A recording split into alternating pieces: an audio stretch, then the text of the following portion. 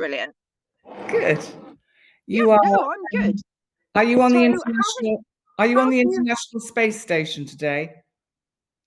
Yes, yeah. I thought it was in keeping with being with a famous astrologer, Penny Dix. Oh wow! Such praise indeed. Thank you. I would have said probably more infamous. Actually, I think if we look into your past, we probably could find quite a few things where you are easily found. You've been doing some Googling. I have. So, but we're not going to go into that straight away. First of all, what I would like to capture today, Penny Dix, is what is stirring your pot? Oh, well, interestingly, just in the last few days, the energy that is stirring in my pot is politics. And that is a word I didn't think I would utter. But I've got so, I think, what's the word? Fired up by what's happening internationally Hmm. and the kind of sense of a sort of crescendo of energy of unfolding drama as the patriarchy of government is in its, I think, death throes of trying Yeah, to hold on to what is allegedly democracy. And maybe what I'm hopeful for is the emergence and the rise of the divine feminine. Now, that's yeah, not what I was expecting to talk about, but yeah, it is in my mind a lot because I recently made a very bold decision, which I know I've mentioned to you, to join a particular political party in the UK in preparation for my return to the UK. yeah. And I've never joined a political party in my world, in my life. And it's not that, I know I've got a lot of research to do. I need to actually do a lot of the sort of the history and the back work. But at the moment, there was something attracting me about that particular party because it's a bit diverse and different. And I'm, Hmm.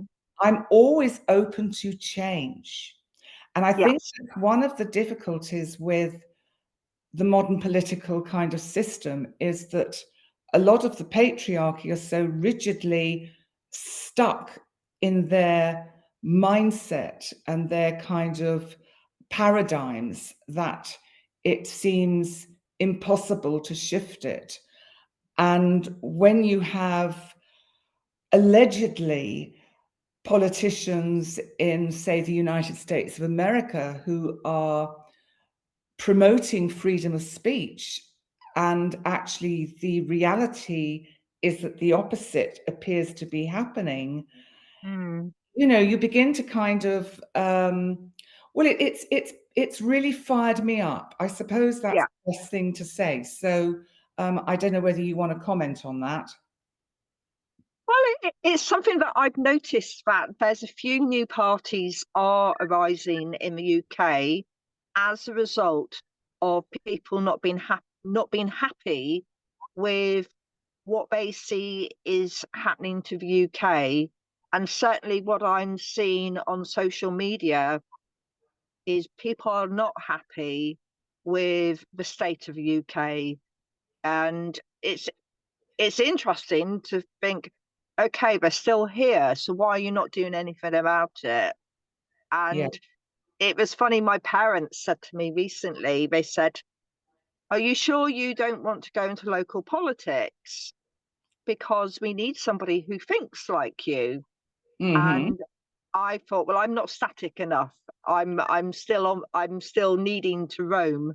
I've got that I've got itchy feet. Yes. And but I do believe that the mold needs to be broken, that we need to have people who are listening to the community, mm, when they stand up, and mm, they're actually doing it for the community's benefit, not for what some of the newspapers would say for the benefit of themselves and their shareholders. mm. Because there's continual conspiracy theories, aren't there, about why do people go into politics? I would like to think that the political aspect is because you want to do good for others. And I certainly know from researching your background, Penny, and watching you on social media and YouTube for some time now, you are about putting back into the community. And I hope you find, the right party that aligns with what you do already. And I think you do give service, and people, when they research you, will know that. Thank you. Yeah, and that's interesting. And I think that the point that you make about what is the motivator for people to go into, say, politics, is an interesting one, because maybe a few years ago, for instance, maybe when I started my YouTube channel, because of my state or stage of personal self-development, it would have perhaps been coming from a slightly different angle, because there was a need for validation, for approval. Mhm. And I seem to have worked through that and moved beyond it, which is wonderfully freeing, so that I've reached a point now where I'm not checking on the numbers and checking on the subscribers. Well, a little bit, but but I'm human. But it's Yeah. it's much more now about I have I have feelings and things to say which I feel could be empowering to others. If I can be empowering to, say, the United Kingdom Hmm. through my talents, albeit they're not political. I don't have a degree, I don't have a PhD. I don't have, I left school at 16 and had a very, as you've obviously gathered from researching me, a very sort of, eclectic kind of past.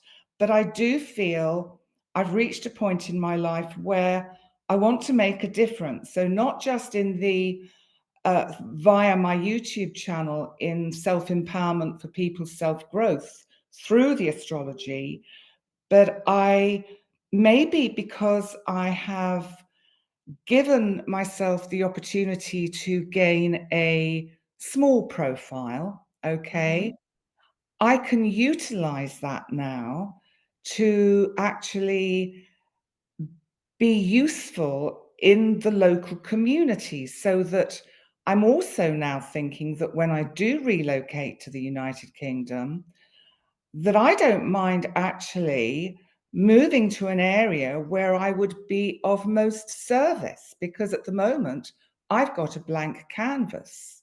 Yes. Yeah. And how, I think that would be quite interesting in identifying where your skills would be most beneficial. And does that mean you should be aiming for an area where they need nurturing to become aware, to take Mhm, responsibility because there's a mhm, lower number? mhm, Or is it easier for you to go and build a base where there's like-minded people mhm, who are already ready to lift up and move? mm. That's an interesting question, and I guess I would answer it in ways of, because of the amount of um, opinion that one has amongst the different communities, and because the collective can be fairly judgmental and would make perhaps assumptions about me based on my appearance, my background. I come from a privileged background, so I can't erase that. I can't Mm, say that I can identify with homelessness in that sense. Yes. So, I have to look and place myself into an area where my expertise can be most usefully utilized. And Hmm. so one of the things that is kind of floating around in my mind is the whole ageism agenda, because Yeah. I'm living in a country now in Malta and Gozo where at 60, that's it. Really, at 50, that's it. Mm. And at 60, you are classed for medical reasons, and I don't know if it's the same in the UK, as an elderly person. So if my doctor is writing a note about me to a consultant, he goes, I have this elderly patient called Penny Dix. And I'm sitting there going, sorry, what? Who? Because I'm thinking, yeah, mate, I've only just begun. You've not Yeah. seen anything yet. I'm just coming into my own. And if Donald Trump can be president of the United States at 78, then I think I could go and sit on a local council at Yeah. 69, 70, 71, or whatever age I might be when that, would happen. And Mm. so I guess I feel that the aging community perhaps need a representative, especially perhaps the kind of middle classes, the kind of, maybe it's the upper middle classes who have got sort of some privilege or have come from some privilege, but they fall in that gap in the middle where you've got what I would call the upper higher bracket, where these are either people that are self-made, they have successful companies, businesses, they've got oodles of money, and I fall into a bracket which falls short of that. I'm not in that bracket. Yes. And yet I'm not in the bracket where I have to struggle all the time. I am blessed. And how Yes. does one how do you give a voice to the people that are in the same kind of genre as me, or generation as me, who feel a little bit kind of sidestepped because they could be they can this generation that I'm part of could have our taxes slammed when we have been working hard all our lives, adhering to the rules, paying our taxes, Yeah. and yet we're not well enough off to just think, oh, doesn't matter really, because I can just jet off to my villa in Spain now. Yeah. Yeah. Do you see where I'm coming from? I I'm do. I mean, I am privileged. I'm absolutely aware of that. I'm in a very fortunate position, but it doesn't mean that you have the extremes of just a voice for working class and homeless, or just a Hmm. voice for the mega rich, who are saying, "Oh, I can't," Maybe. you know. What about using your experience around helping people make informed choices? It would align really well with what the NHS is trying to do. We're Mhm. trying to encourage people to take responsibility for their health. And I don't know that there's a huge amount being done at a local level that gives people the courage to take responsibility for their health. Say, for Mm. example, my parents, they used to go to a regular class in the village where a man came and did physiotherapy Mhm. type lessons with them. So he was doing exercise with them, which helped them actually get back to mobility because of the type of exercises that he was doing with them. But they mentioned recently that it's dropped once a month. Now, exercising once a month is not enough. No. And Mm. you need the momentum. And as we know, helping people build that as part of a ritual of their healthcare, the Yeah. exercise needs to be at least weekly to get to hold people accountable as well, to say, so how are you getting on? Show me what you're doing. And Mm. I think that grassroots of, if we want people to be responsible, what are we doing? What Mm. can we do to build that foundation of good health initiatives and practice.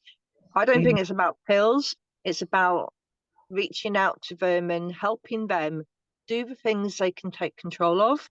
And you, as a psychotherapist, mm, know how to help people take mm. control. Yeah, yeah, I think that's a very good point, Sarah, because is it Sarah or Sarah? Sarah. Because when I listened to the podcast you put out yesterday, I noticed it's Sarah, and I thought, oh God, all these months I've been calling you Sarah. So I apologize, because That's okay. I do think how we address someone is terribly important, Mm, and it shows respect. yes. For instance, if I meet someone who the name is shown to me as Susan, I'll say, which happens to be my middle name, funnily enough, I'll say, are you a Sue, a Susie, or a Susan? Mm, How do you want me to address you? And not just because I know I've just gone off topic a bit, but I hate it when people shorten my name to Pen. yeah. I've had that a lot. And I had to really put my foot down and say, my name is Penny. Well, it's actually Penelope. Yes. But I don't like pen. Yeah. I'm not something you sign your signature with. Do you know what? It's really funny. We were having a conversation last week about a thing that happened in Cornwall, used to happen in Cornwall around names. And one of the guys that was saying he came from a farming background, and he was saying about how you knew if a phone call was warning you that there was trouble of a type, Mhm. because the individual that you knew very well would ring up and call you by your first name because first names weren't used. And it stimulated this thought. And I thought, that's quite interesting, because my mother's family, and I've got a mug with it on, always called me by my second name. Your second name is the name that families and friends, when they were good friends, people who knew you well, would call you by the second name. So names are quite important, and what we allow people to Mm, know about us and mm. how we share that. So I think you're right. I have actually had somebody shorten my name to Sar. I was like, I I never thought that was possible. If they put an S on the end, you become an infectious disease. I know. Quite powerful, you know. It is, isn't it? Yeah.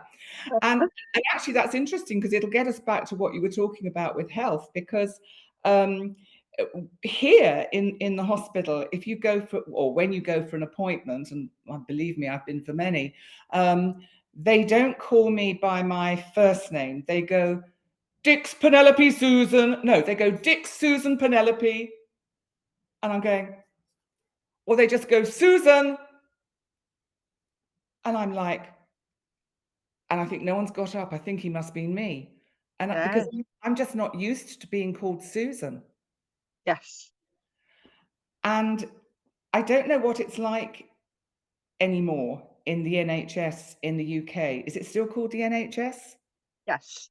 Yes.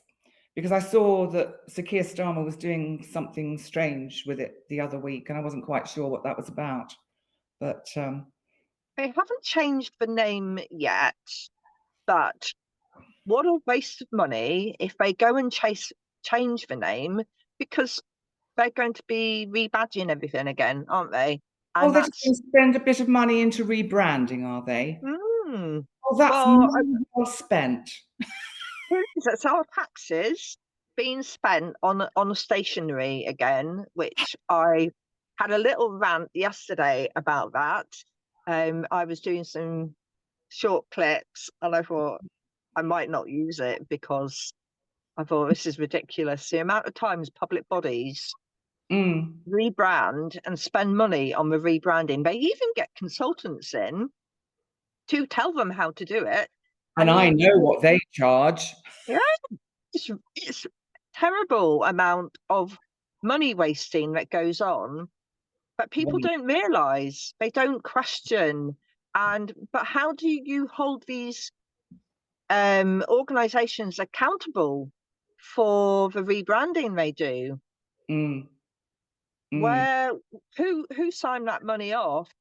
And that is a huge rabbit hole in a way that you could go down if you looked at public funding and how places were spending money that has been justified Yeah. because it's been reviewed Mm. at a level, their accounts have been looked at and signed off. So it's Mm. been said, this is acceptable Yeah. spending. And I look at it and think, how? Someone explain to me why that is okay. Yeah, I've got a big soapbox about misuse of public money. And it's probably a subject I will have to educate myself about if I'm hoping to go into a more kind of political setting. Yeah, Because, it's interesting if you look at if you're when you're doing research to look mm, at back copies of local newspapers in the area that you're thinking about going, right. because it's not always true, but it'll give you an indicator of what people are irritated about. And certainly at the local level, what are they saying in the local groups? Are you able to go in any of the archives? Hmm. Right. Interesting. Okay. Yeah, to That's a get good that sort of flavour. Yeah, because it's the yeah. history of it, isn't it? Yeah, but going back to where we kind of went off down this particular rabbit hole, the with the health aspect, Hmm. um, with say the elderly, say the over, let's say the over 65s. I mean, the thing is, in the UK, I started getting, well, started receiving my state pension at 67, and I Hmm. think that age has gone up now. I don't know. I'm not sure. It Um, will be going up for future generations, but at yes, the moment, I know that mine's 67 and I'm going to be 60 this year. right, So I'm still okay at the moment for the 67, right. but they do want people to continue working into their 70s. Yeah, And the danger there, and this is where you could probably do some work, mm, is not everybody's going to be physically fit to no, carry on. Can you imagine still nursing in no, your 70s?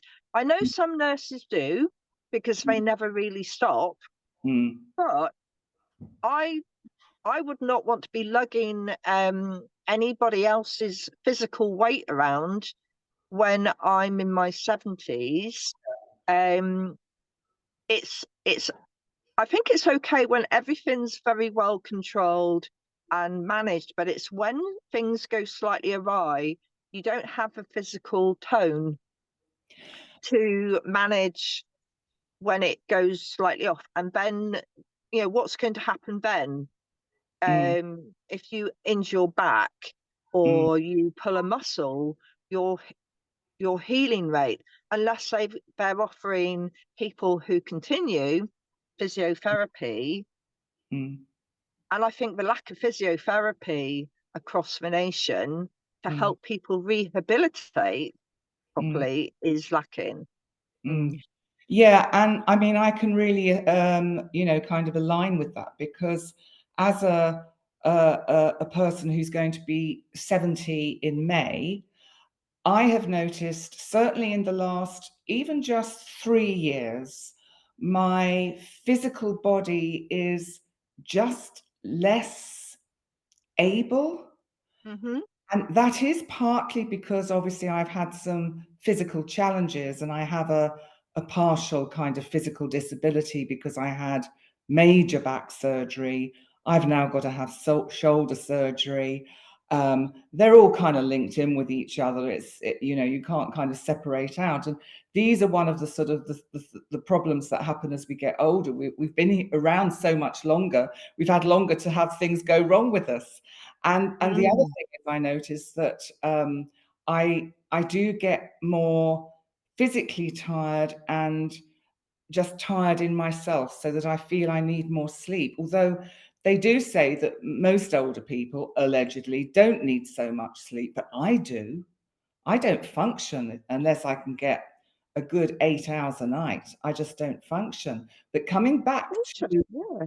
you know, to the working side of it, I think that our generation has been misled Mhm. by the collective belief that you get to 60 or 65 and you stop working. Because what this does is it kind of sets in a kind of atrophy. Some people, and I think because a lot of people are not particularly satisfied ever, sadly, by the work they do. So they Mm. don't have a fulfilling career. It is a job. It's a means to an end. It's a means to pay the bills.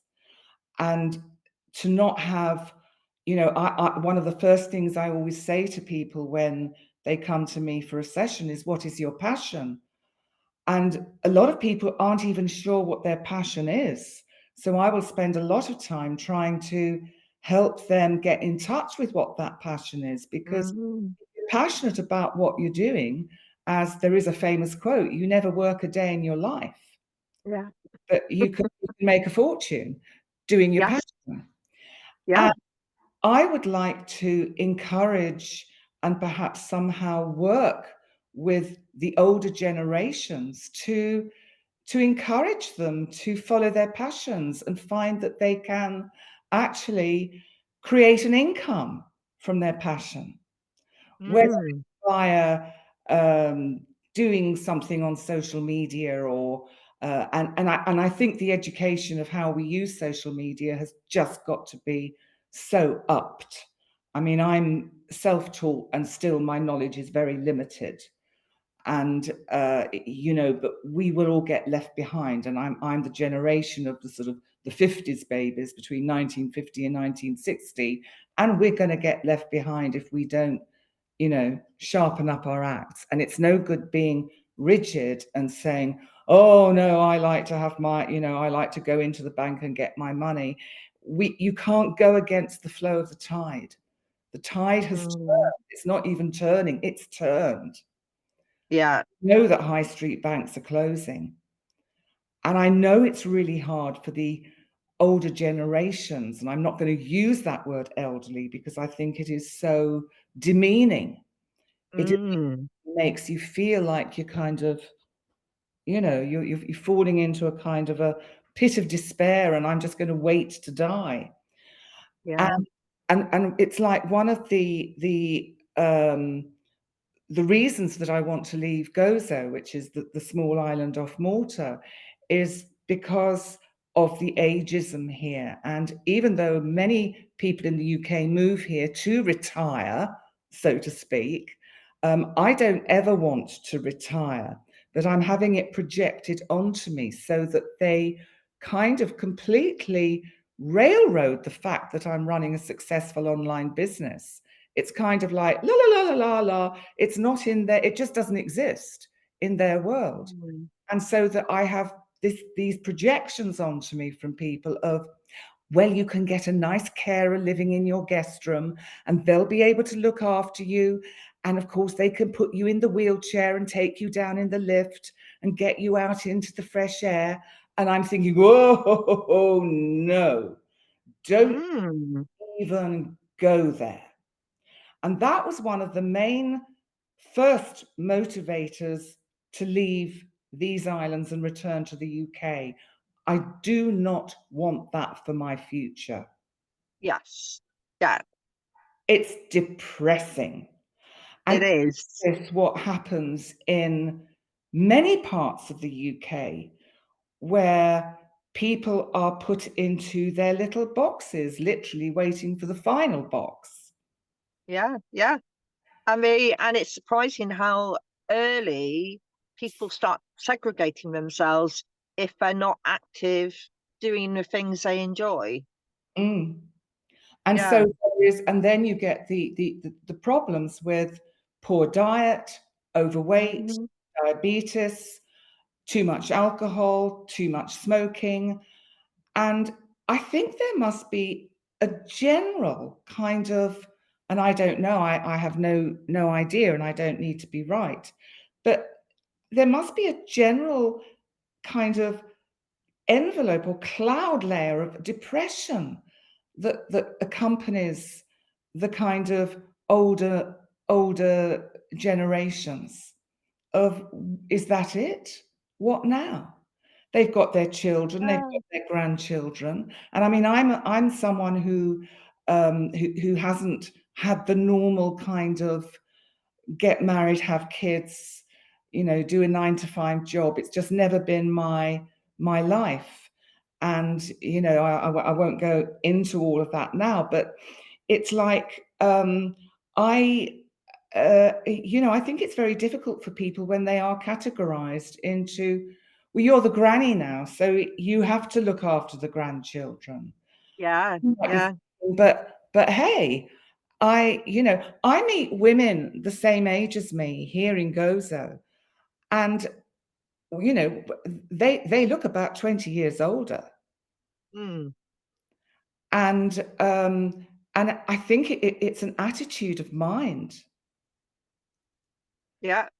And maybe going back to where we kind of came in, that's where I can find a niche to be effective in Hmm. empowering and teaching people how to change their mindset. Yeah. And You're going to form an escape party, Penny. that's it, because it's like, here we are at say 70, starting the third chapter of our life. Yeah. How exciting is that? Mm. What can we bring into it? How can this be the best part of your life? We're one of the few cultures where old age is knocked aside. You know, you go to Mm. places like Japan, or I don't know what China's like, but I know Japan. I've been to Japan. They respect the elderly. And a lot of the cultures out there on the planet respect the elderly. I think we've lost, you know, if you think of the youth of today, it doesn't seem that they are taught the same kind of respect that um, maybe you and I experienced when we were growing up. Mm. And I also think, um, while I'm on this, is that, and this is a kind of a sort of a just an interesting kind of world view of, isn't it interesting that the planet has reached a point where we may actually be, it may potentially happen that we have another big war, right? Mm. Now, isn't that interesting that it would mean that countries like all the European countries, including England, in spite of Brexit, would have to probably bring in conscription, Yes. which I know, because of your background, is a way of life that teaches discipline and responsibility. I Mm. think there is something lacking in that gap between, I don't know, about maybe it's 10 and 20, where that generation in the United Kingdom today don't get taught about responsibility and discipline. Yeah. No, You know, it's true. I think think. the only thing that I have noticed is because of there's a lot of changes happening, certainly within how the military do things, but a lot of their methods, when you look at them, I'm not saying they're right or wrong, they Mm, are built on the basic psychological reactions and how the human brain works. Not be- Looking at, oh, the human brain likes that. It's a human will respond that way if you do this to it, mhm, and mhm, you will take responsibility for others if you are punished if you don't. mm, As an example. So if you mm, know that you are responsible as a team and that everybody must finish together, mm, then it changes the way that you work together, because you can't leave anyone behind. And that builds a sense of responsibility around always looking over your shoulder to make sure that either no one's lagging behind, but they're with you, or you may choose. I often used to go, I'll be Taylor and Charlie, because I can make sure that You want everybody's in front of me and that to, they're there and there's no one left behind. Because I did occasionally come across some individuals who used to like to go off and wander off the side. You know, they were just curious individuals who are very, very individual types.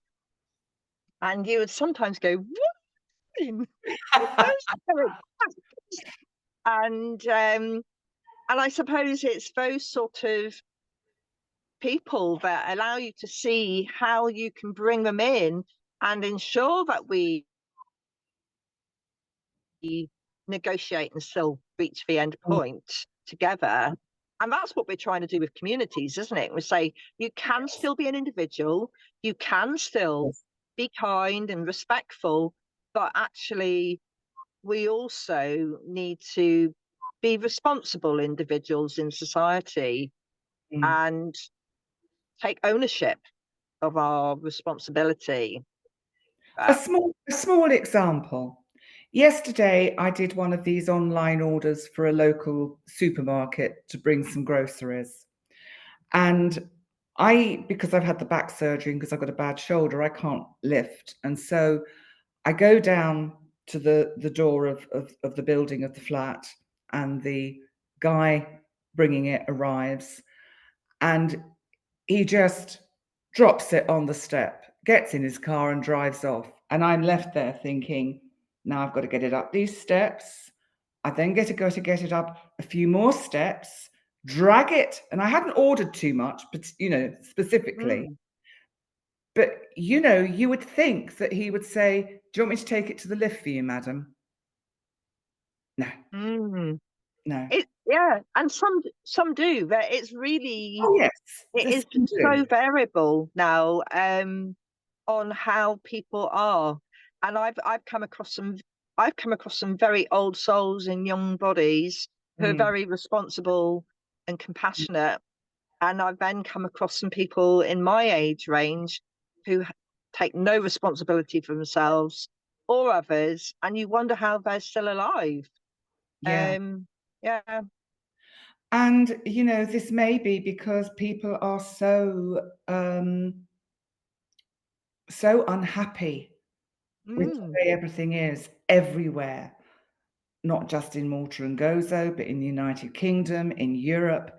And I know we're going to have a little pause in a minute, but I just want to tell you briefly, I read on the news Mm. yesterday that in France, they're going to start sending out leaflets to every household of your survival kit, what you need to prepare for in the event of a natural disaster, a man-made disaster, or the next war. What you need to make Mm. sure you've got permanently nearby. Yeah. So, We're pulling what? on those old Cold War things, aren't we, again? Yeah, Ooh, the fear that's going to generate in some. Yeah, I think you've got a lot of work on your hands planning how we can allow people to not live in fear. that sounds sounds a good one, a good way to start. Mm. How to Yeah. not live in fear, which is Yeah. really interesting because I probably lived in fear most of my life. We do though. When you're younger, you're always worried about getting in trouble, aren't you? Or I can't Yeah. do this. Actually, I seem to swing because I think my one part of me, that Virgo part, Mm. didn't want to get in trouble. But as you know, from my other naughty, I've got a naughty side, and the naughty side is like, I don't care. I'm going to do that because it's interesting. I want to see. I want to climb up that thing and have a look. I want to hang off that rope. I don't care if it's dangerous Mm. because you only live once. And to have this sustainability side and a you only alive right now side, I'm always balancing the pair of them, and they do argue. So if we can help people come up with let's live in the moment, let's live in the now, I and agree. find I ways. agree. I think, yeah, it's Agree. very empowering. Mm.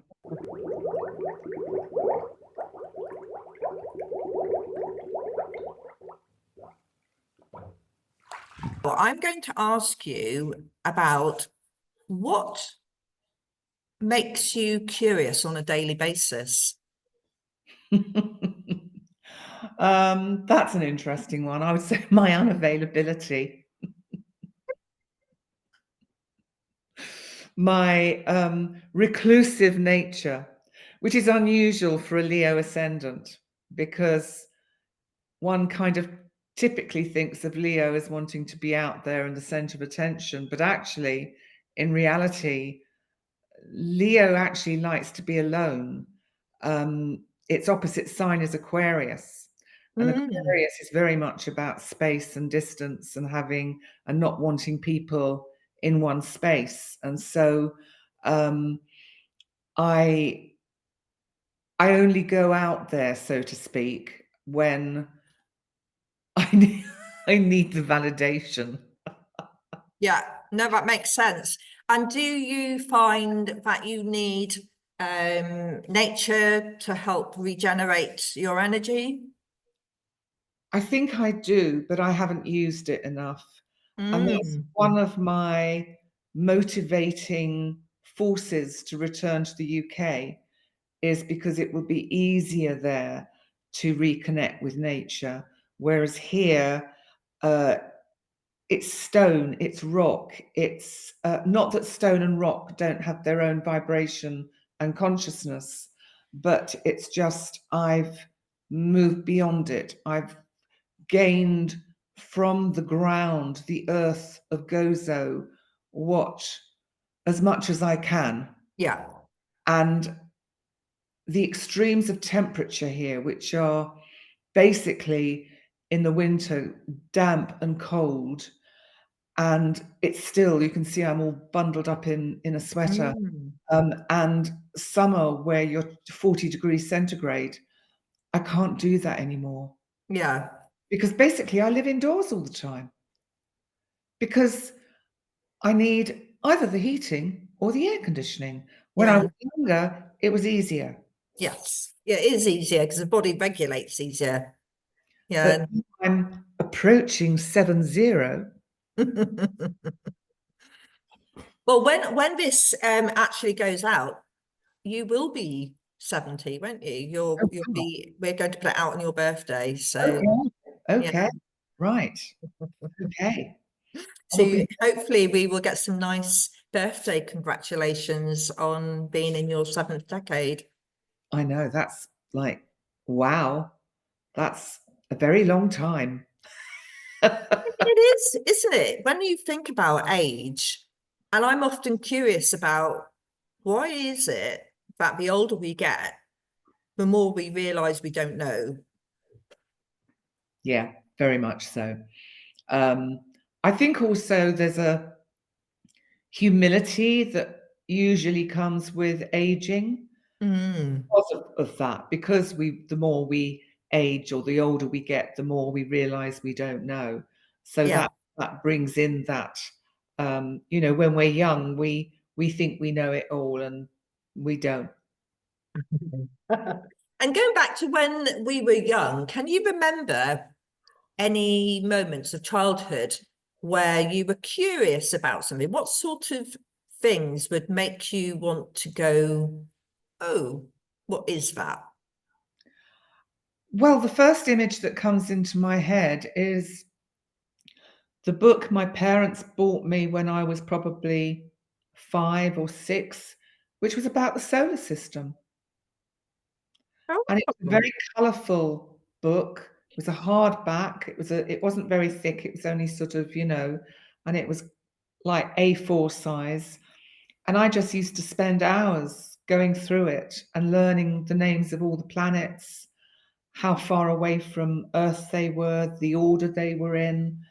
And I remember thinking that And it's interesting because, of course, back then there was this kind of belief and scientific and lack of scientific evidence that there were only 9 planets in our solar system, when in fact actually there are hundreds in our solar system because of all the dwarf planets. Yes. So, and they weren't discovered till very recently, and along with the asteroid belt and, you know, various other cosmic objects like the Chiron and the centaurs. So that was that. It's interesting when you think back, and I think, well, yes, gosh, even at that age, I was fascinated about the universe. And did you have a favorite planet?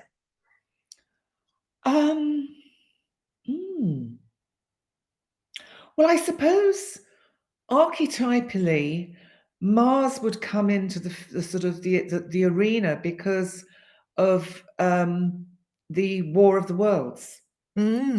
So there was always this kind of collective belief of Martians and life on Mars, and so that kind of resonated.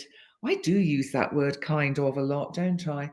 Or that phrase, but it somehow helps to expand or round off what one is saying. Because a comment on one of my video channels was, one of my videos on the channel was about, you say "kind of" a lot. That's interesting, isn't it? How some people feel the need to correct others or point out. And is that, I wonder if that's a Virgo tendency. I wonder if they're Virgo rising. Could be. And this person is always coming in with sort of little kind of But I love your channel, but I don't like it when you talk psychology, and I don't like it when you give the word for the day, and I don't like it when I think, is there anything you do like? Have you asked them what their birth sign is? No, I haven't. I think I've frightened them away, actually. I would be interested to know whether they're a young Virgo,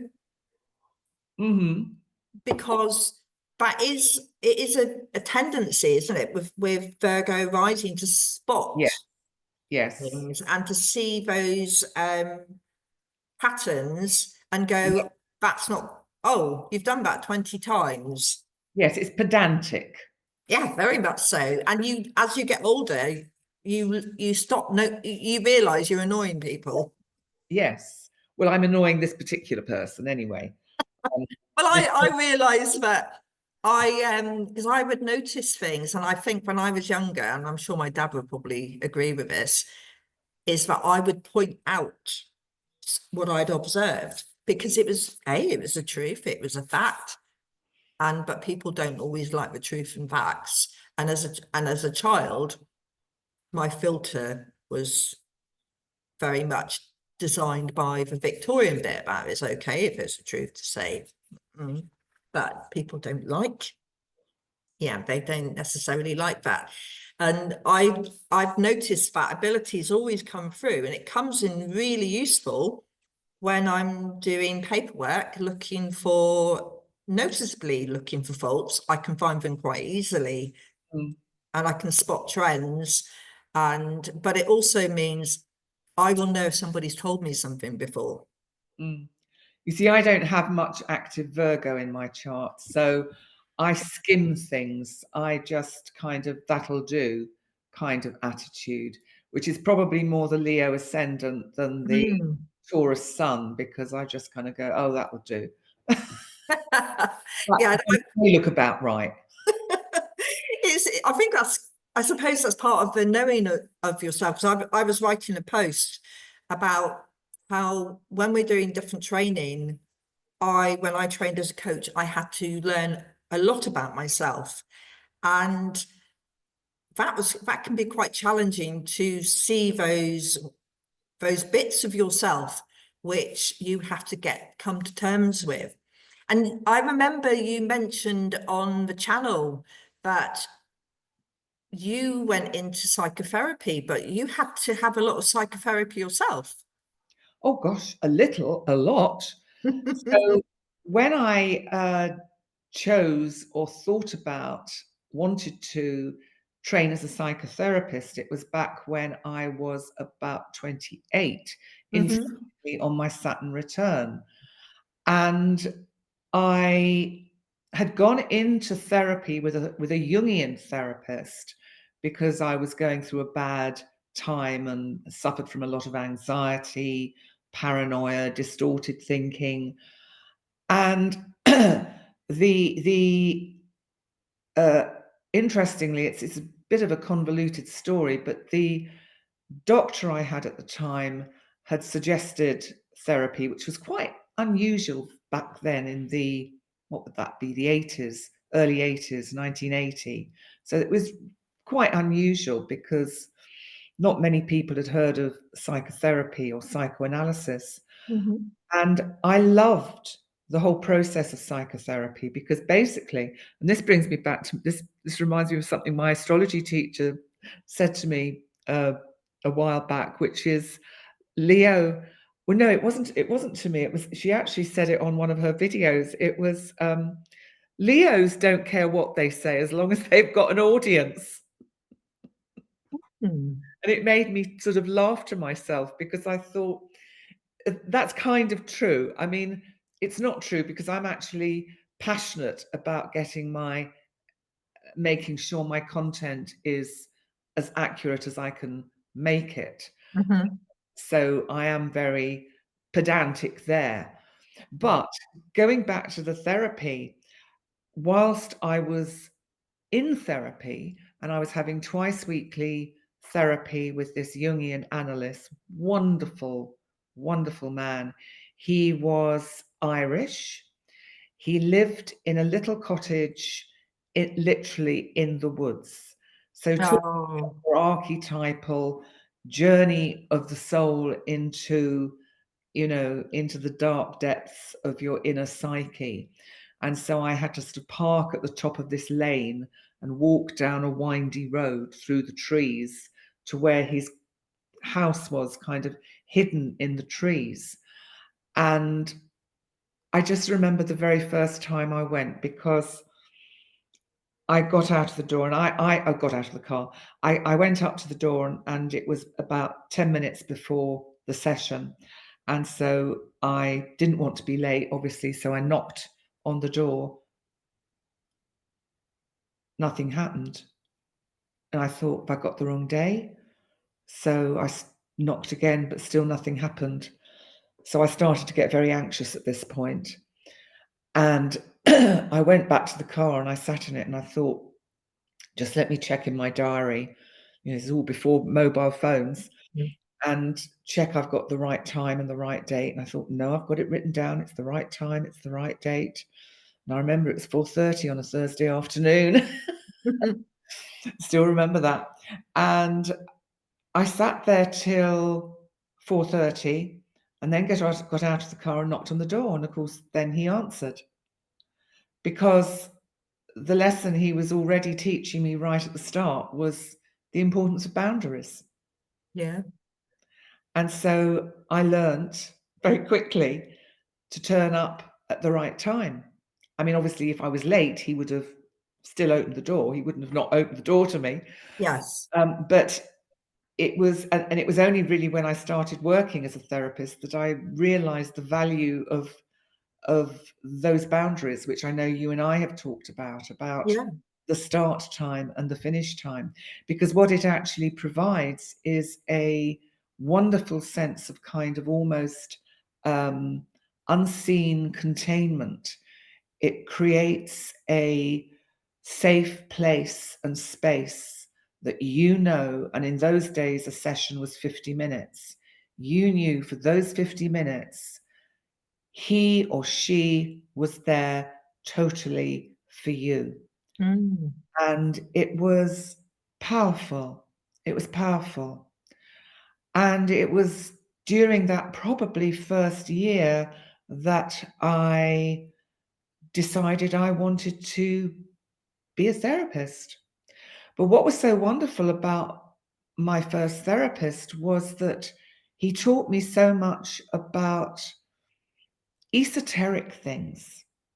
It was through him that I learned about paganism and circle work.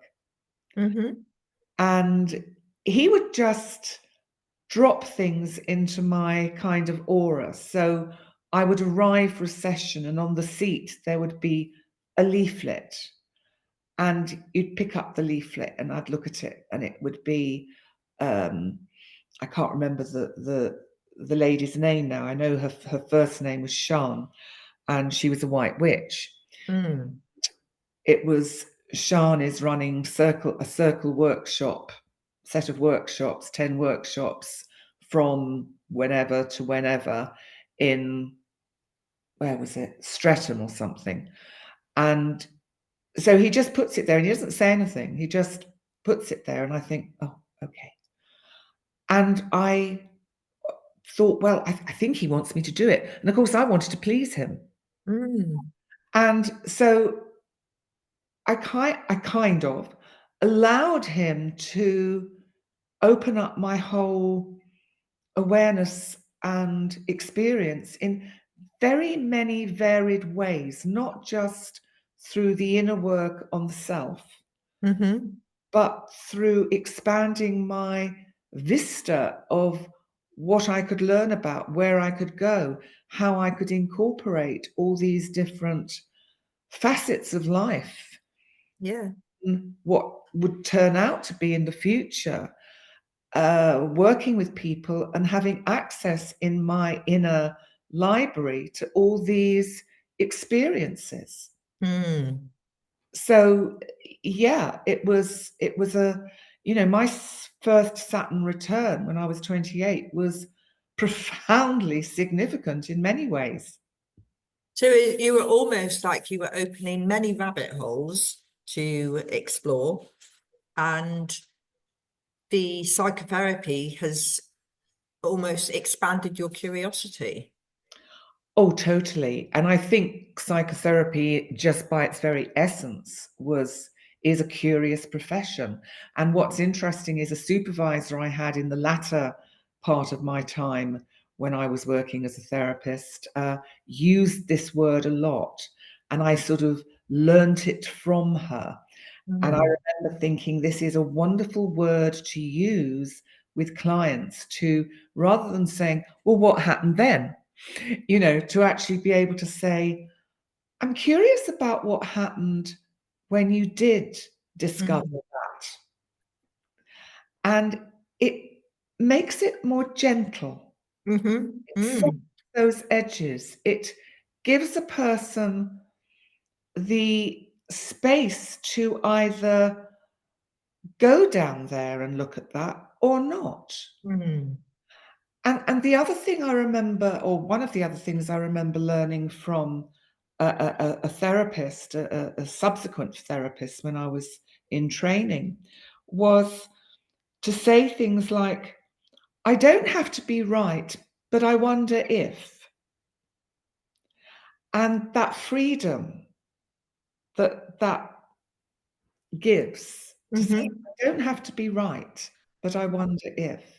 And so I use that a lot quite automatically now, because even in my astrology videos, I will say, I don't have to be right, but my sense is from this energy that di-da. Yes. And that's quite empowering to the people that watch you, that you're encouraging people to listen into their intuition, aren't you? Yes. So, to saying, you don't have to believe me. I may not be right. This is my perspective, my own personal intuitive interpretation of the energies that have presented themselves. yes, yeah. No, I know what you mean, because I remember on was it Monday afternoon, I went for a walk with my dad, and there were a lot of granite stiles on the route, because he said, let's go this way. So we went for a good walk, considering he's in his 80s, and but he's relatively fit. But I can remember getting this stay where you are, stand at the top of the stile, because it's a liminal space. Stiles are, they're passing places. And I stood still on the top stile, and then I could hear this bird singing, which I might have missed if I'd been too fast. And then I saw something written somewhere, I can't remember where it was now, and it said, sometimes you have to slow down to notice certain things, and they are often very important. And it's that moment of stillness, stopping and going, what is it? What is it that I can hear? What can I see? And that really expands your curiosity. Very much so, very much. Mm-hmm.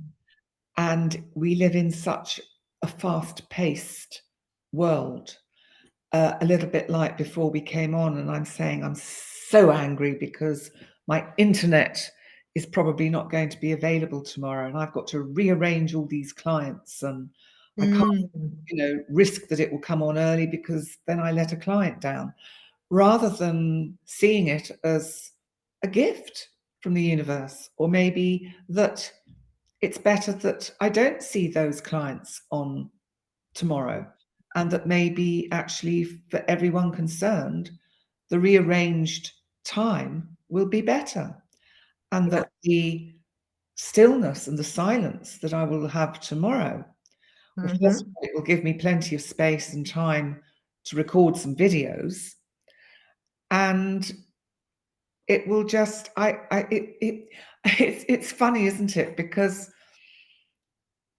I do try to be flexible, live in the moment, and go with the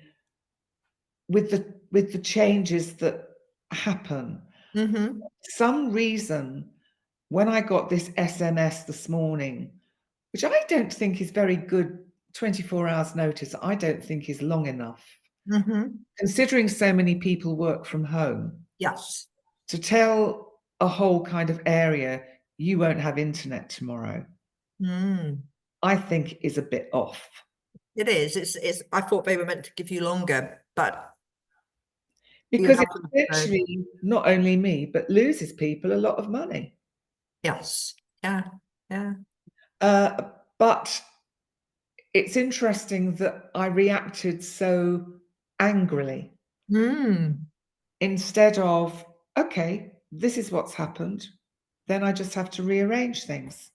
So if you did that, if you go in with a flow of where I think your brain's going, I'm going to jump in and ask you, imagine this time without the internet as a gift. Yes. How could you explore that as a gift? What could it be offering you? Stillness. Enough scrolling when I'm kind of in between things and find myself caught in that hypnotic gaze, which is just so time wasting. So is there anything that you've been putting off that requires stillness? Writing. Very much. And as I say, it means I can really get up to date with some videoing, some astrobites for the channel. Yeah. So I can get that done and hopefully get some writing done. Yeah. Or maybe do nothing and go outside. It might be that, mightn't it? Because I've noticed that a couple of times I have felt drawn to go somewhere, and when I've got there and I've turned the van off, I've realised I have no internet at all. And I've got two SIM cards, so I've got an increased opportunity for coverage, and both of them have got zero, there's no entry sign is showing. Yeah. And both times I've gone for a walk, and the energy, it's been beautiful, and I've seen things that I've been looking for. So yesterday it happened, and I went a little bit further, and I said, I'm going to walk up to where the sun is and turn around. And I've been looking for Canadian geese because somebody had said to me they hadn't seen any. And I saw 7. Wow. So it's not as many as we normally have, but they are there. And they'd said, oh, there aren't any. And it's almost like I needed to find them, and I did. How lovely. And that's something that I'm out of touch with, the rhythm and flow of nature. And yet, being a Taurus, of course, it's something I really but would like to reconnect with. Like your story, standing on the stile and hearing a bird. And I'm lucky where I live now because there's a small farm next door. It's a very small farm, but they have birds and geese and ducks and peacocks and chickens and all sorts of things. So I hear a lot of lovely bird sounds and animal sounds. And I love it. And that is something I suppose I will seek out when I return. I couldn't live in a city. I couldn't live in a city. I need country. No, I know, but you also have that access to that. And I love this sound of when the goats wear the bells. And that's something very Mediterranean. But when I hear that sound, I always feel like I'm at home. Yeah. I don't hear any goats with bells here. Don't you? No. Oh, No, nothing. that's interesting, isn't it? Because there's a few places. No, it doesn't in Malta and Gozo. But in many ways, Malta and Gozo aren't really the in a Mediterranean climate where we're off Africa. So even though it's the Mediterranean Sea, the climate and the way of life is much more what I would say North African. Is it? Very much so. Interesting. Yeah. It's not like Italy, Spain, France, not at all. Very different. So what made you curious about going to Malta in the first place, your first trip there and Gozo? Well, my first trip was with my parents way back when I was 12 years old. And it was because my godparents or godmother and her husband had a small flat in a place called Mars Scala. And so they offered my parents a cheap holiday. Oh. And that was back in 1968. So that was the first time I came to Malta. And I can still remember it. And I felt I'd come home. It was the most extraordinary feeling. And I don't know whether it was that trip or a subsequent trip that we came to Gozo. And we went to this area called Tachench, where they have the Neolithic cart ruts. And I just felt that was the birthplace of my soul. And I'd come home and I had a kind of past life memory event there that is still very vivid in my mind. And I've talked about it on my other channel with Sarah. And I just knew at the age of 12, I was going to live here at some point. Yeah. So there's a purpose.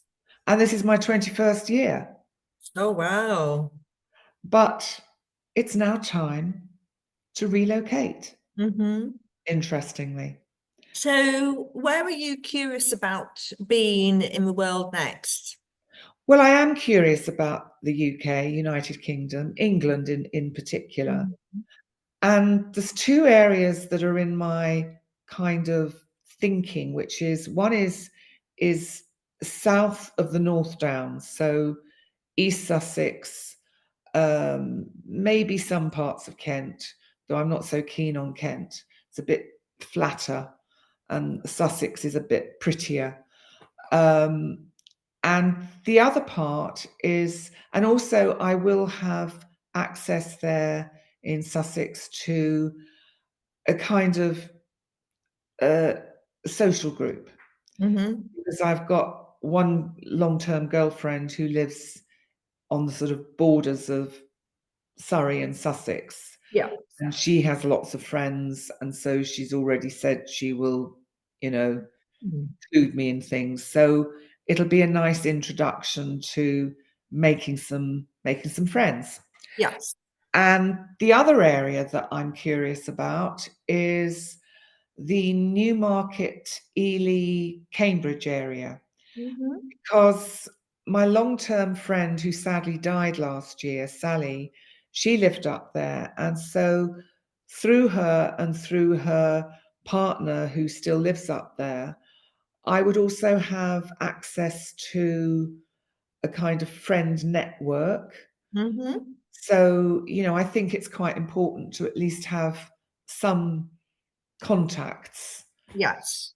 And also, of course, because I'll be looking to buy a small property, I'll probably get more for my money in Newmarket, Cambridgeshire, Suffolk, that area. Yeah. But I don't know. I'm open to all possibilities at the moment. That's an area where I'm not too fixed on. I'm just kind of. I just don't think I can ever say those words again. So for you, when you're looking at when your intuition's calling in, you're going, it's people first in community that you need. And is that because as a psychotherapist, you're always curious about your interactions with other people? I think there's two things here, because one is the actual area. One is that I want it to be more natural, nature oriented, and hopefully with a little bit of historical kind of energy and roots. So that's important to me. I don't want suburbs or inner city. Absolutely not. Secondly, from the community point of view, I guess I've run short in Gozo of a community, because a lot of the people that I was friendly with have either moved away or died, or just COVID really broke things up here. It really did change things tremendously, so that it just blew everything apart.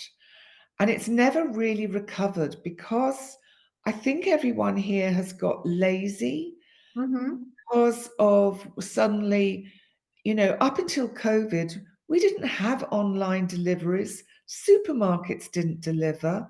You didn't get takeaway deliveries. And now that's all people do. They stay at home and order takeaway. Yeah. And for me at the moment, it's brilliant on one level, because with the mobility issues that I have, then having groceries delivered is perfect. Yes. But at the same time, I'm not meeting anyone. Yeah. And supermarkets are meant to be one of the places that we meet and interact with others. Yes, although I can't say it's happened much for me here. It's funny, isn't it? Because there was a whole thing, wasn't there, a while back? I believe it was in one of the journals where they said that if you wanted to meet someone of the opposite sex, but you go into the supermarket was the most likely place to meet somebody outside of the workplace, because obviously working with others was the number one place to meet the person you might date, and then the supermarket. And I always thought, oh, that's a load of nonsense. But I remember years ago, I was in a supermarket in Tesco's in Aldershot with a friend. And it was quite funny because we were walking along, and she was very tall, statuesque, absolutely beautiful girl. And I always felt like I was in her shadow. whenever we went, especially when it came to men. Well, this man came up to me and gave me a piece of paper and it had his telephone number on it. Wow. Hey, cool. I You know. pulled. So it was quite surprising because I was really taken aback that Yeah. somebody had done that. So people do obviously look out in a You supermarket. called him. Mm. You did. And Well, it's a bit hazy. I think we did meet for a drink, but I don't think we were looking for the same things at the time, if you know what I mean. yeah, yeah. So I'm always, yeah, I remember having a discussion with a male friend of mine, and he said, you give off this attitude of, he said, unattainable. He said, so men will go after you if they've got nothing to lose. Yeah, yeah. I Good. went, okay, so we have to be quite brave. And I said, well, I don't necessarily don't do it consciously. I said, I've normally got my brain thinking about what book or food, because food is always quite high in my brain, thinking what my next meal will be. And I do think about food a lot. Mm-hmm. So Mm-hmm. yeah, it's quite I find that quite interesting. And I think, why do I think about food all the time? And I don't know if it goes back to, when you're small, and I obviously had a period of time when I was hungry and where somebody was controlling my food, which was probably when I was at the convent school. But I find that quite interesting because how that's then meant, as long as I've got a plan for when the food's coming, it doesn't matter when it is, Yeah, I'm okay. And my brain will go, oh, no, it's okay. You're going to do that. You're going to eat that then. yeah, yeah. You know, where you mentioned about having your routine changed Yes, and you getting annoyed, yes. I know that I can do that with food. So if I've decided, that's why I try not to make decisions about food that are too strict, because if I said to myself in my head, you're going to eat X, and I get my brain going, I'm having that, and then I can't have it, Mm. the associated disappointment is not appropriate for the fact that it's food. Yeah, yeah. So I definitely, because I've actually journaled over why is that a problem for you? Gosh, right. Hmm. I do think about food, but I hate cooking. Do you? Absolutely hate it with Are you passion. not curious about what No, happens with different flavors? no, not at all. See, I'm I always have that. I'm lazy. curious. I'm very lazy. I just want it put in front of me, something nice. I'm terrible. It's probably a good thing I didn't get married and have kids because I wouldn't have, well, it would have been, I would have hated having to prepare meals every day. I would have hated it. Maybe Mm. that's why I avoided marriage. Or is it that you don't like routine? Well, that's strange, isn't it? Because if I don't like routine, why have I got so upset about tomorrow and everything being disrupted because of the internet outage? Mm. I think I do need routine, but I think right from very young, the thought of what I would call is the normal kind of life that is expected of us, that you have a job for a while, then you get married, and then you have kids, and that's it, kind of thing. Just scared the death out of me. I kind of thought, oh God, no, not for me. Didn't want that at all.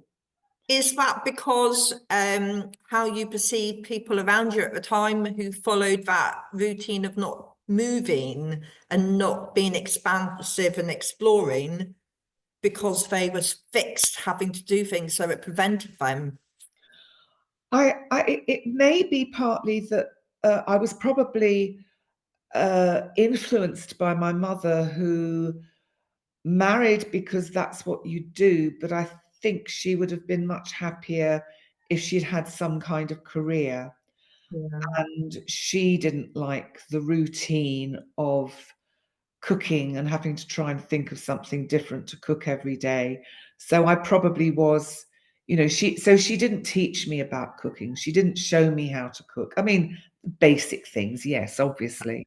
But even now talking about it, it's like, oh, can't we move on to something else? So boring. Yeah. No, I know it's funny because it's looking at, it ties it back into where do we learn those things, and that influence when we're young on the caregivers, Yeah. Yeah. how much that shapes our curiosity about whether we like doing a certain thing and whether we find it interesting or not, and if we can see the beauty in it. Yeah. Depends on the person showing us. Yeah. And I couldn't see it at all. I didn't mind So, making cakes and things, but I never went on to make cakes because they'd make me fat. So I don't make cakes because I have no switch off switch. I have no limit switch. So I will just eat the whole cake. So there, if you mentioned about the solar system, but was there an influence of someone who absolutely loved something that they shared with you that you took up and ran with? I suppose, if anything, my father, we used to have every now and then we would have very deep talks about the meaning of life and infinity and the universe and the possibility of alien life. And so I've obviously, I would imagine, got my fascination for it from him. And so I used to love those discussions we had. And I just know that, if he was here now, he'd be so super proud of what I'm doing. And I'm just sad that he never saw that. Yeah. Not that it's just that I developed so late.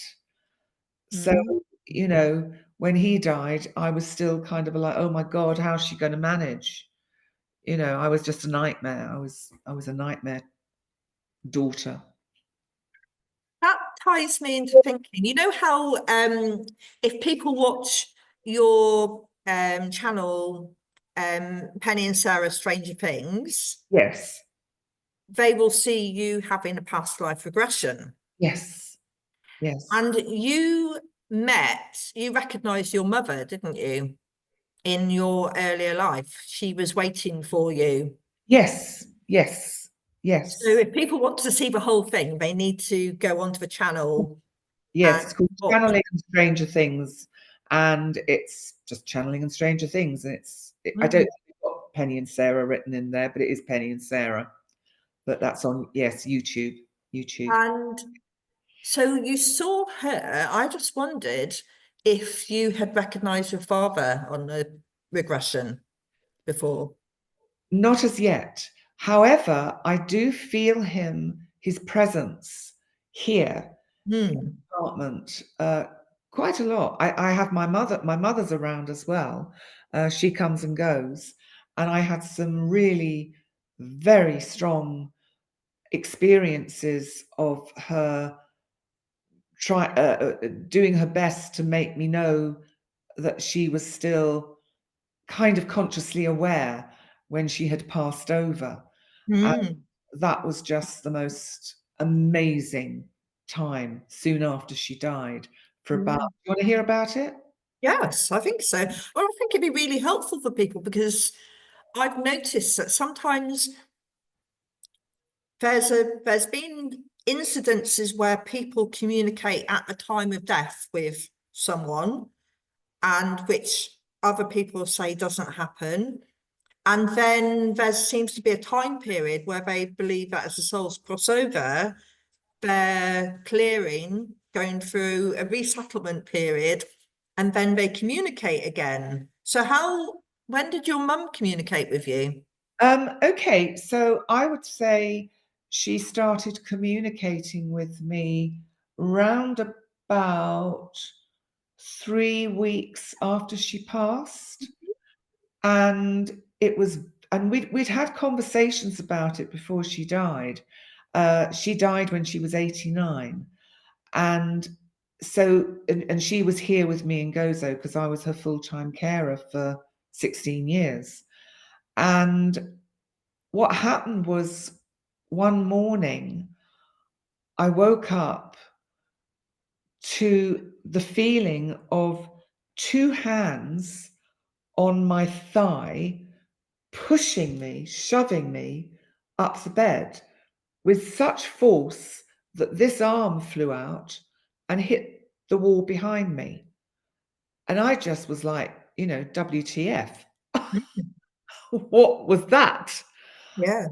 And then sort of almost like a simultaneously, a nanosecond later, there was like a loud noise in my ear, and it was this side, or was it this side?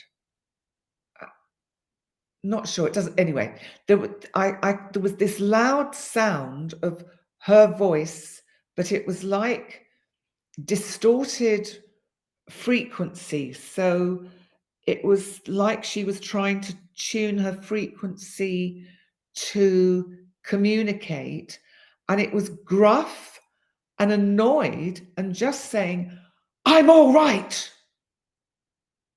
And I was like, whoa, oh my God. I mean, it was extraordinary and brought me so much joy. Mm. It was the most wonderful experience. And I just kept thinking, you clever girl, you clever girl. You managed to get to the right frequency to connect with me. And I just, and she's the sort of person who would have done her utmost to try and do that, because she actually, it wasn't that she didn't believe in the existence of the soul beyond the physical body. It's just that it scared her. Mm. It scared her. So it wasn't the thought of death that scared her, although she didn't want to die, but she didn't want to think that she would go on being aware, because she said that for her was more frightening than not being aware. Mm-hmm. And whereas for me, I'm kind of the opposite. I want to be aware. Yeah. I want to feel that I will think, oh, I've just passed over and here I am. Yeah. And, so that after that, what really unfolded was many weeks, months, I would say years of very interesting communication with her, so that she was constantly present somewhere in my field of experience, so that we would have conversations, we would discuss things, and I would sense her around, and Mm-hmm. I would see my blue orbs, and I felt that there's a difference between the blue orbs that I see, which are the blue light beings, and the blue light or blue orbs or blue lights that I see, which are spirit. Mm-hmm. At the moment, I've not sensed her around much lately, but my father I have sensed, and I think most evenings I'm aware he's sitting in this room with me, just sitting here, just being here, Mm. Do you which is think interesting. he's come because you're going through a transition period where you're planning to move? Maybe, but he's been coming, visiting me here for, well, all the time I've been here, I would say, which is 7 years in this particular apartment. 8 years this year it will be. So I would So say he likes it there. he likes it. He would have loved this apartment. He would have, because it's full of light. Mm. And, you know, that's one of the things I think will be hard to find in the UK, to find a property with lots of light. Not that we get much light in the UK. grey days. Yeah. Although I suppose you can get some houses where the design works, Yes, and you know, yes, I saw someone had along the by Maris Iron in Cornwall. I was walking along the coastal path, and yeah, they had put a greenhouse in their garden, and they were using it as a room. They had sofa, and there was a tea table and a chair, some lovely. lovely plants. And I thought that's a brilliant idea. Yeah, nice idea. Well, Perfect I for was spring. hoping, I'd like to get something like a, I don't know, end of terrace, cottagey type place. I'm not worried about stairs because at the moment I can still do stairs, and why should I prepare for something that may not happen? Like Mhm. all flat ground. So I want to get a catio for my cats, Mm, to have an outside area because I'm not going to let them out. I can't. mm, Too worried about them. And when George went missing, that was just the most horrendous experience. They'll be fine. They'll love a catio. As long as they can see things and smell the birds, smell the trees and the grass and look at yeah, things. yeah. And you can get some quite nice styled catios, can't you? Which give them an element of freedom. Yes, exactly. So that's the plan. That's the plan. Yeah. Oh, that's really good. So going on to what makes you curious about the future that meant that you created a new channel, because you've had the Penny Dicks where you talk about astrology, you've got Yeah. your astrology channel, Astrology by Penny Dicks. and Yeah. then you decided, no, I'm going to join forces with Sarah Smith.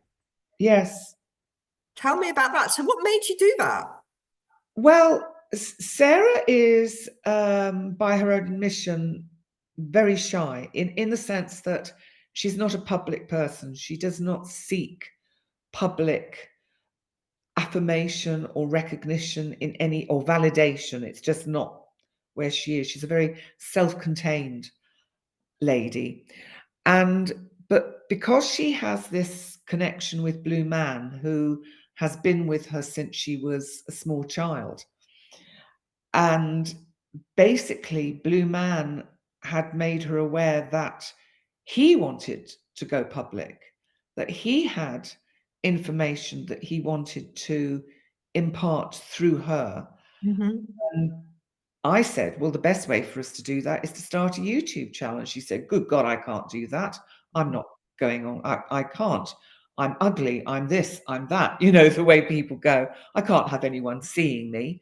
And so I had to sort of, spend a bit of time suggesting that we could actually make this work. And we decided, first of all, it was just going to be channeling. It was just channeling by Penny and Sarah. And then we realized that we wanted to include everything else. Mm. So we wanted to look at all sorts of curious phenomena. Yeah. And so we decided, again, Blue Man came up with the title, which is Stranger Things, which of course is wonderful to have it as a hashtag. Yes. Considering the television show or the series, the Netflix, was Netflix. Oh, I don't know whether it's Netflix. I can't remember. Netflix, yes. Yeah.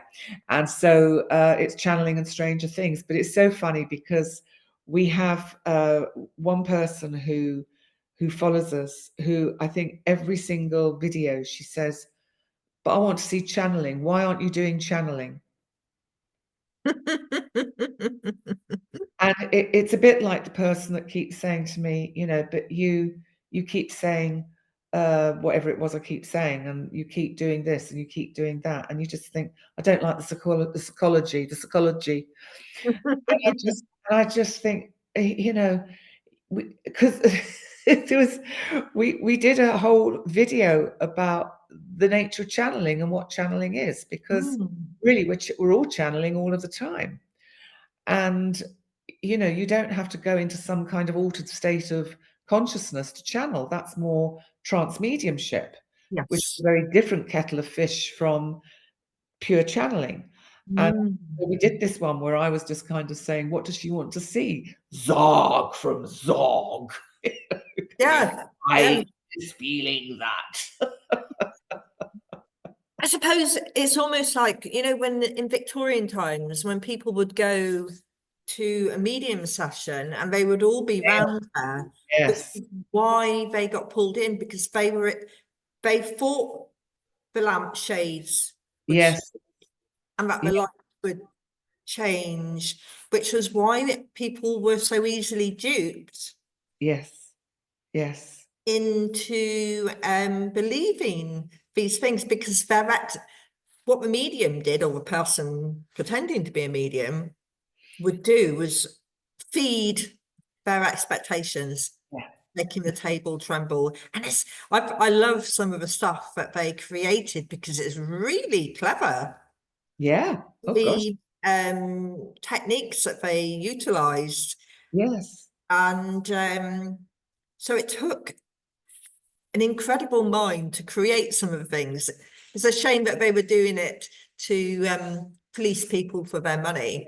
Exactly. But you wonder, don't you? Because they sometimes say if you can take that curious, incredible mind and put it to good use, it's capturing them early enough and saying, right, how could we use those skills? Which is why sometimes when they turned a poacher into the gamekeeper, they're exceptionally good at what they're doing because they know all the tricks. Exactly. But it's funny because I wonder if, because you're a successful YouTuber, you will have that percentage, won't you? I think so. And I think there's lots of reasons, and people are, I don't know, maybe trying to catch you out or just kind of just undermine you. Maybe it's an envy and a jealousy, and maybe it's also a lack of understanding and knowledge. So not to be critical of some of these people, but that they don't really understand the concept of what, say, channeling actually represents. Because if you think of someone like Esther Hicks, who channels Abraham and the sort of collection of spiritual entities that come through him, yes, her voice does change a bit, but it doesn't, I know that when I do an astrology session, there is a bit of me that steps outside of myself, so that it is actually the blue light beings that tend to take over. And sometimes, like Sarah was asking me to do or look at her chart the other night, and I just can't do it. I just can't do it. I don't know why, whether it's that I know her too well, but I look at it and I just can't read it, which is That's weird.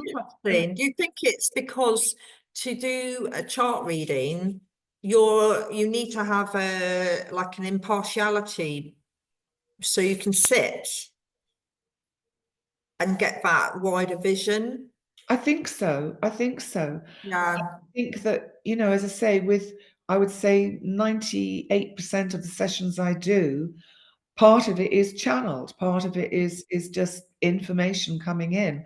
And actually when I do the videos, and so that I think if one watches, one can often see that there is a kind of a sort of a flow to what's coming out, so that it's ahead of perhaps what I'm thinking, in pace, not in all, so that channeling comes in very many forms. And there is, as you say, this traditional archetypal idea of what channeling is about. And actually what they're getting that confused with is the old Victorian idea of trance mediumship or transfiguration, where people take on the physical look of the deceased person. So, and actually, if you go to most channeling YouTube channels, you often find that the people that are receiving this information are reporting it back. They're not actually reporting live. They're not actually doing the channeling live. They are reporting back what has been said. And, you know, one of the things I think Sarah and I want to try and do is see if we can do a video where I just say open up to and suggest the blue light beings use me to channel. She perhaps has a series of questions that she asks them through me. Yeah. And see what comes out. I Yeah. don't know. It's all very experimental, really, because I don't really know. Yeah. And I suppose you're also in that space where they might come through with something quite mundane that people are going, oh, it's not exciting. So you've always got that element, haven't you, where what are people's expectations? And maybe they could think to themselves, what am I really wanting? Why am I doing this? Am Yeah. I here to learn, or am I looking for something? Are they waiting for you to do, Yeah. you know how sometimes when you go to a meeting, where there's a spiritual meeting, and the lady at the front or the man at the front will go, oh, I've got somebody's come through. Yeah. And they've got a message, and they say, oh, right, yeah, then, yeah, her name starts with M, and I'm seeing a shadow. Yeah, it's a woman. Has anybody got a relative whose name starts with M? You can see, and they Yeah. do this thing, and people will put their hands up and engage that because they're expecting a message for themselves, or they want a message for themselves. Exactly. And I've been to a couple, and I found it really fascinating, because as the lady at the front, and I felt a spiritual energy come through. So I felt, oh, and I knew who it was. Yeah. It was my godmother. And I thought, of all the people who would come through, she was the one who always was quite open-minded. She's a very glamorous lady. She'd spent time living in India. And I had a real sense it was her. And she shared some information which I passed on to my aunt, her daughter. And she said, thank you. She said, I needed to hear that. Yes, That exactly. information came through. And Yeah. I wouldn't ever say I was a medium, I'm not a channeler, but Yeah. in that environment, she was very much, and she had a message for my aunt, which was really helpful to her. And I think if you start trusting yourself, information does come through. Yes, we can all do it, actually. Yeah. And they say that, don't they? When you look, I think for people like yourself who are generous in your energy, in your spirit, you're wanting to open up and say, tap in, have a go. Yeah. Here's how. Not exclusive. Yeah. We can all do it. Yeah, and it's that sense of it, you know, this isn't a club that people are excluded, but if we can learn to become more aware, we Yes. will then become aware when it's not us, because we've learned who we are. Yes. Learn who you are, you know, when somebody else is tapping in, saying something, as you go, that is so not something I would say or do. And and maybe that's why it comes through sometimes as you're older, because we've got more strength and courage in saying, this is me. Yeah. And that element isn't.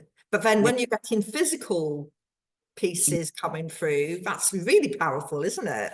Oh gosh, yes. Oh gosh, yes. And you know, in the sense that, you know, everybody is able to channel, to use their intuition. I think it's just that a lot of people stay so caught in the mind, they're not able to move themselves out of the thinking into the feeling.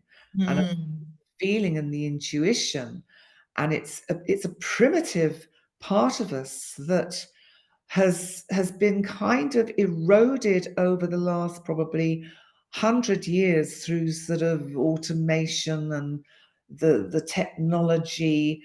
and also the rhetoric and the media news that comes out, which basically is all the time feeding us there's nothing real about, say, spirit or ghosts or ET or anything like that. And that's what's so fascinating about, I think, the astrology, because Pluto in Aquarius, Pluto is the planet of transformation, transition.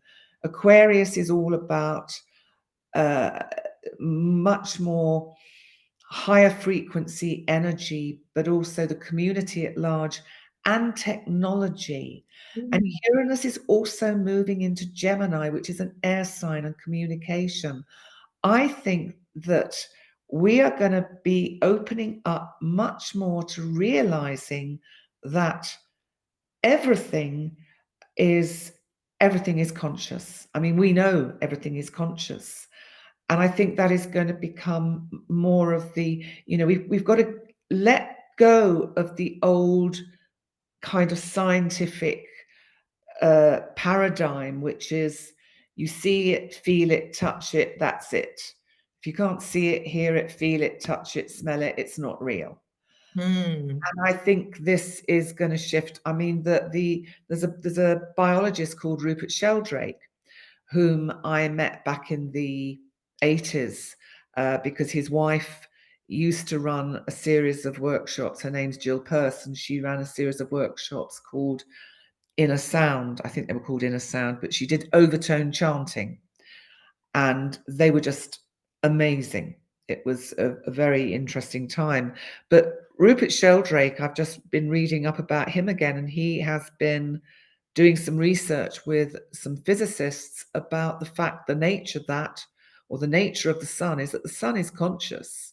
It has a consciousness, that actually the whole of the universe is conscious, which makes perfect sense to me, that that we are actually inhabiting a giant consciousness, and we're all interconnected, and that space itself, so the space between my hands, is teeming with atoms and neutrons and particles and consciousness. And we're just all part of it. It comes back to where we came in about cutting through a table. Yes. You have to know that it's actually not solid, and Yes. you can just be on the other side of it. You can be through it. You can be down there.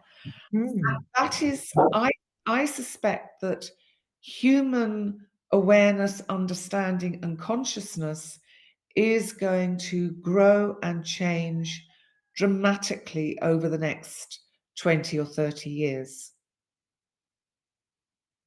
Problem?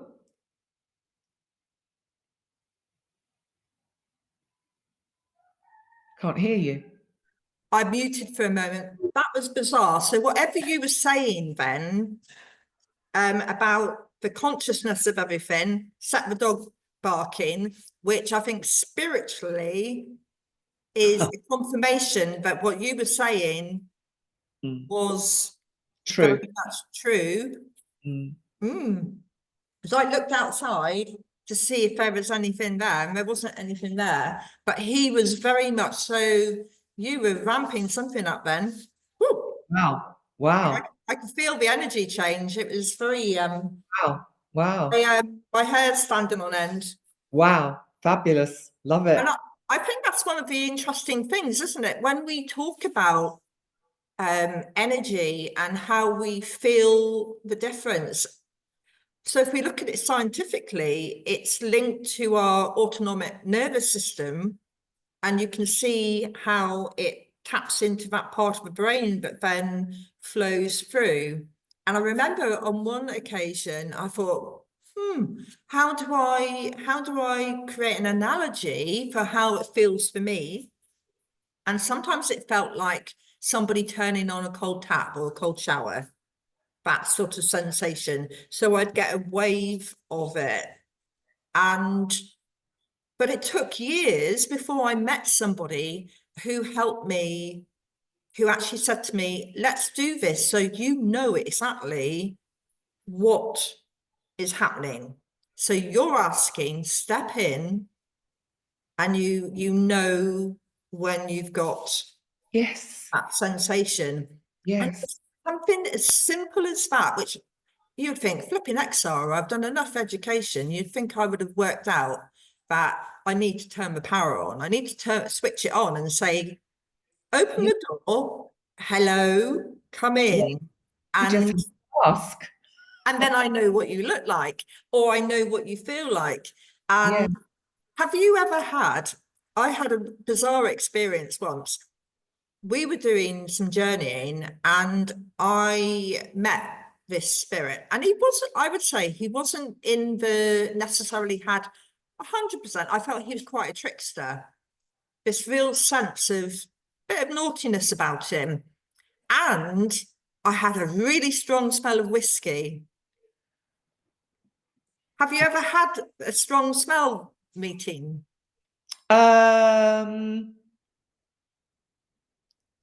Sometimes with spirit, I certainly soon after my mother passed, I kept smelling cigarettes because she did smoke. Hmm.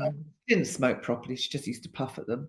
Just something to do with her fingers, and I think it was the generation she was of. So I was probably a passive smoker for most of my life, because I never smoked. So, but yes, I have had smells. I mean, there's a whole area one can get into, but I'm aware that I've got to go in a minute Hmm. because I've got some other stuff to do. So then just to close up there, so we can let you go, do you have any recommendations of any books that people would find? You mentioned Florence Scovel Shinn before. Yes, and that's The Game of Life and How to Play It, Florence Scovel Shinn. There's another book that's just popped into my mind, which is Entangled Minds by Dean Radin. And all the I'm just trying to think what else I would recommend.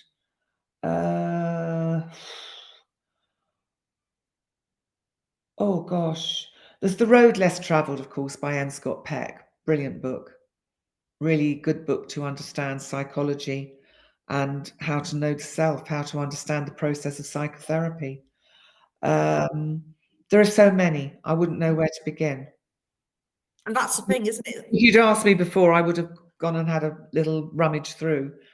What I will ask you to do is if you could share a list of some reading material, and Yes. what I'll do is I'll put that on the website, which is www.thedandelinemoon.co.uk, and then I'll put your profile and links there. Lovely. I will do that with pleasure.